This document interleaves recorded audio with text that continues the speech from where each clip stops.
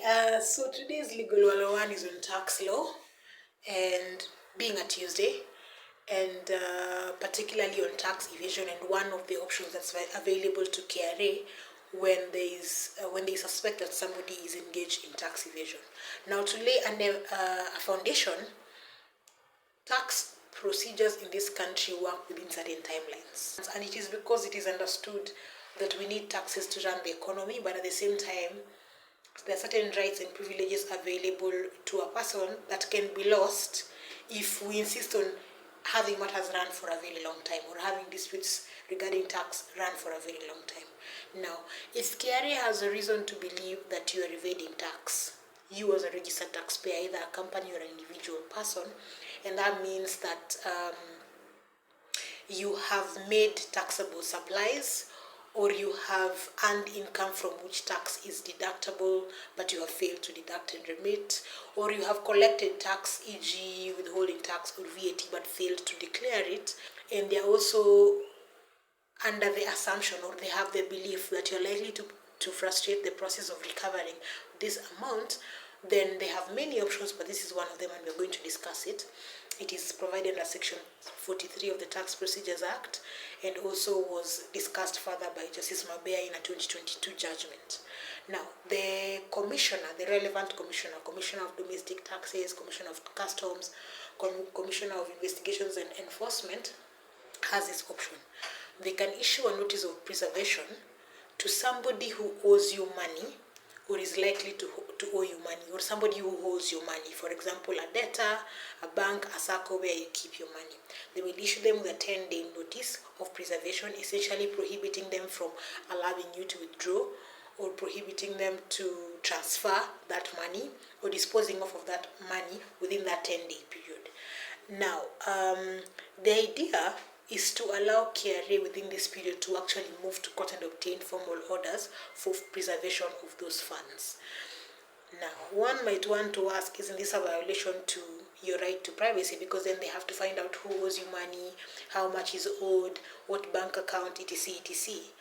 But courts have argued that this is actually a justifiable limit to your right to privacy. Now, after the 10 days have lapsed, the commissioner will now move to the High Court to seek formal orders for preservation of the funds. And once they explain to the court that you're a tax evader, and actually they will provide perhaps an investigation report, and once they also demonstrate to the court that you're likely to frustrate the process of recovery of that tax, and that they could do through demonstrating to the court your conduct. Are you the kind of person who hurriedly transfers funds? You're very evasive, you're very combative when you don't have to be, you don't follow procedure, you're told, can we have documents within X number of days, but you're taking your sweet time.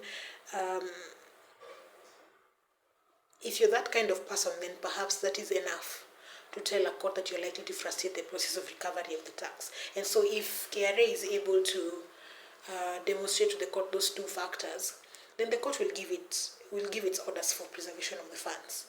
Now, that order is valid for 30 days. KRA is supposed to serve you, the taxpayer, with that order, and you have 15 days to go to court. And you could ask the court to vary that order. You could have evidence for that reason, for seeking that order of variation, or you could seek that the order is discharged totally. You could be in court and say, I'm actually not a tax evader. Look at me, I have a tax compliance certificate. I am not one to frustrate the tax process. This is just a witch hunt by KRA. And you could convince the court to discharge that order.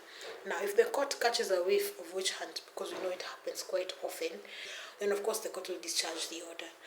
Now, this is not to say that now KRA will not have any recourse. KRA has many avenues to follow, and actually they could go ahead and actually just seek a recovery of the actual taxes that you owe following their investigation.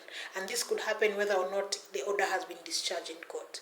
For instance, if the 30 days within which the court order is valid lapse, and there's no movement by yourself as a taxpayer, now what will happen is that KRA can go ahead and issue and actually assess how much tax you're supposed to pay and issue you that assessment notice, and that's actually a different procedure we will talk about.